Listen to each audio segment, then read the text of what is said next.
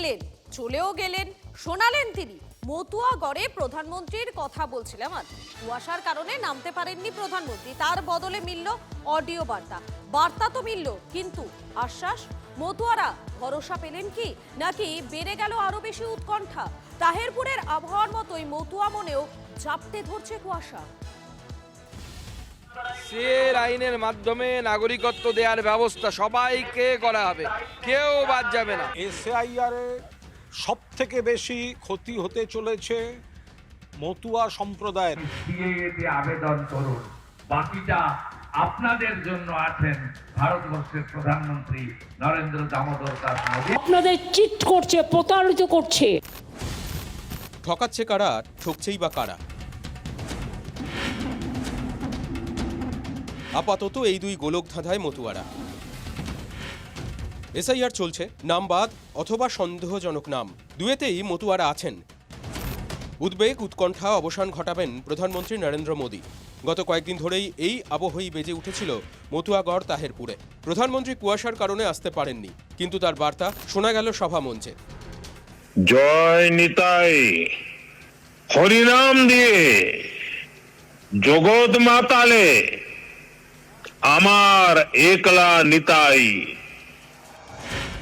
শুরুটা হয়েছিল এভাবেই, তারপর श्री हरिचांद ठाकुर ने हमें कर्म का मर्म दिखाया, श्री गुरुचांद ठाकुर ने कलम थमाई और बोरो मां ने अपना मातृत्व बरसाया। না, আর কোনো ঘোষণা আর কোনো আশ্বাস শোনা যায়নি। মানে আশায় বুক বেঁধেছিলাম যে উনি হয়তো আমাদের এই নাগরিকত্ব নিয়ে কিছু একটা সুরাহাজনক কথাবার্তা তিনি বলবেন। উনি এ বিষয়ে শুরু থেকে শেষ অবধি তো কিছুই পেলাম না। যে প্রধানমন্ত্রীজি উনি কি বলবেন কি না বলবেন, এটা তো ওনার একদম টোটালি ব্যক্তিগত ব্যাপার। বিজেপির নেতারা গত দুদিন ধরে বলে গেল যে মতুয়াগড়ে সভা, কারণ সেখান থেকে সুরাহার কথা বলবেন প্রধানমন্ত্রী।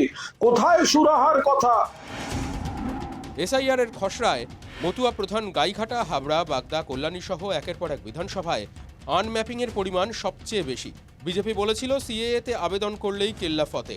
সুপ্রিম কোর্ট জানিয়ে দেয় সিএএ আবেদন অথবা সিএএ শংসাপত্র কোনোটাই ভোটার তালিকার মাপকাঠি নয়।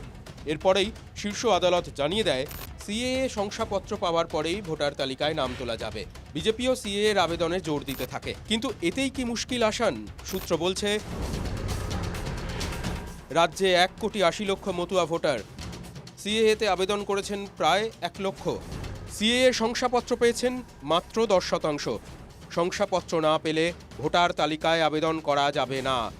মানে এখনও 90% বেশি মানুষের ভাগ্য ঝুলে রয়েছে। প্রশ্ন তো দুটো, মতুয়ারা সবাই কি সিএএতে আবেদন করবেন? আবেদন করলে কতদিনের মধ্যে শংসাপত্র পাবেন? আজকে সিএতে ফর্ম ফিল আপ না করার জন্য সঠিক সময়ে তাদের নাম যদি এসআইআর থেকে বাদ যায়, এই দায় কি মমতা বন্দ্যোপাধ্যায় আপনি নেবেন না? আপনাকে নিতে হবে। সবকটা বিধানসভায় মতুয়ারা যেখানে যেখানে বেশি আছে সেখানেই সব থেকে বেশি পার্সেন্টেজ বাদ গেছে। মানুষ আজকের দিনটা তাকিয়েছিল, বড় রকমের কিছু আশ্বাস, আশা ভরসা দিয়ে যাবে। তাহলে কি শিওরে বিপদ? বঙ্গ বিজেপি অবশ্য আশাবাদী। তিনি মতুয়াদের ভোটাধিকার নিয়ে কোনো কথা বললেন না। দেখতে থাকুন না, যতক্ষণ বিজেপি আছে ততক্ষণ হিন্দু উদ্বাস্তুদের নাম ভোটার লিস্টের বাইরে যাবে। সভায় কোনো বিশেষ বার্তা না মিললেও বিকেলের পর টুইট করেন নরেন্দ্র মোদী। মতুয়াদের আশ্বস্ত করে তিনি বলেছেন সমস্ত মতুয়া ও নমশূদ্ররা সম্মান নিয়েই থাকবেন, এর জন্য তৃণমূলের দয়ার দরকার নেই। সঙ্গে জুড়েছেন সিএএ এর কথাও।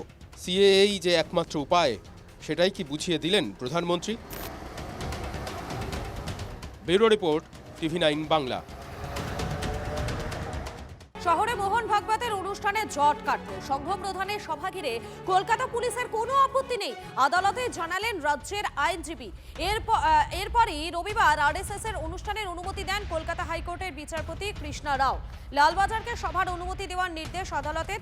আজ সায়েন্স সিটি অডিটোরিয়ামে আরএসএস এর 100 পূর্তির অনুষ্ঠান। যেহেতু ক্যালকাটা পুলিশ আমাকে নো এনওসি বা নো অবজেকশন সার্টিফিকেট দিচ্ছে না, আমাদের পক্ষে সম্ভব নয় প্রোগ্রামটাকে করা। আর এখানে সব কার্ড বিতরণ হয়ে গেছে, সব কিছু হয়ে গেছে। তো সেক্ষেত্রে যখন আমরা পুরো মামলাটা যখন মুভ করছি, তখন যিনি আইনজীবী যিনি স্টেটের হয়ে অ্যাপিয়ার করছিলেন উনি বললেন যে ওনারা এনওসি দিতে রাজি আছেন, আর ওনারা আমাদের হাতে, আমাদের যিনি আছেন ওনার হাতে ওনারা 9টা নাগাদ সেইটা হ্যান্ড ওভার করে দেবেন লালবাজারে। সুতরাং ওই জিনিসটা রেকর্ড করে মহামান্য আদালত মামলাটা নিষ্পত্তি করে দিলেন।